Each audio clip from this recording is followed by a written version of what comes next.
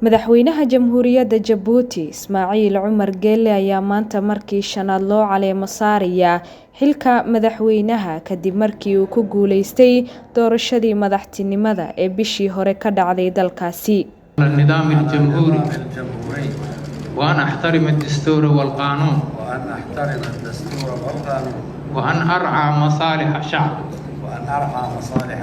madaxda ka qaybgalaysa munaasabadda caleemo saarka madaxweyne Geelle ayaa waxaa ka mid ah Ra'iisul Wasaaraha Soomaaliya Maxamed Xuseen Rooble, Madaxweynaha Somaliland Muuse Biixi Cabdi iyo Ra'iisul Wasaareyaasha dalalka Itoobiya iyo Rwanda Abiy Ahmed iyo Edward Ngirente.